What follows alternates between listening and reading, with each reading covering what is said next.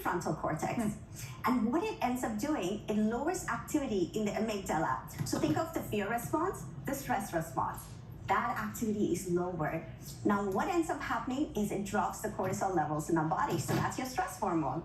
So when the stress hormone drops, your immune system improves. People who struggle with anxiety and depression, they notice their symptoms of anxiety, symptoms of depression, symptoms of PTSD decrease. There's a lot of goodness that comes out of it. Exactly. Actually, do you want to try moving your hair off your microphone? I think we're just getting a little bit. Oh, all right. Let's try that. Yeah, perfect. Is that better? Yeah, we want to make sure that we hear all of your messaging as well. So why do we find, I can take this for you.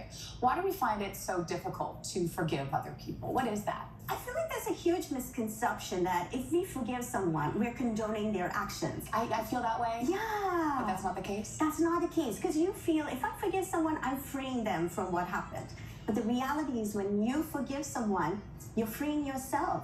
You're freeing yourself from carrying that emotional baggage that has been weighing you down for years. But what if you're still...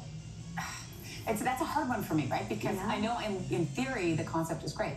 But what about if you but they were wrong? Yes. They were wrong. Yes, And let's say they have not apologized. How do you forgive somebody who's not apologized or said sorry for their actions? So I actually want to give you an acronym for that. So I use an acronym called ART, the art of forgiveness. Okay. So the A in ART stands for you want to acknowledge how you're feeling.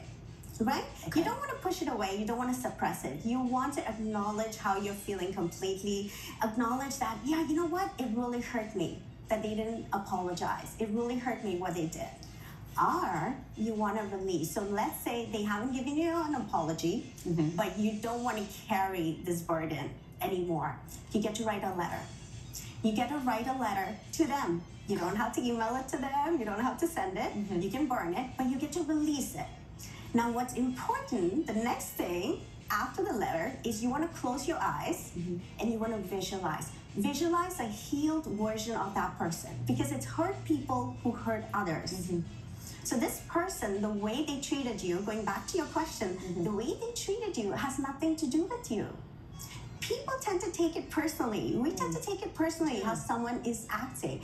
But the reality is their actions are a reflection of who they are, their wounds, their insecurities, their trauma, and nothing to do with us. So R is release. Okay. So you're visualizing them apologizing to you. T in art is changing. You want to transform your story. So what's the story you're giving the situation? Are you the victim in the story? Because we have a choice to come out victorious, to realize, hey, this is a growth opportunity for me. What did I learn about myself and the world?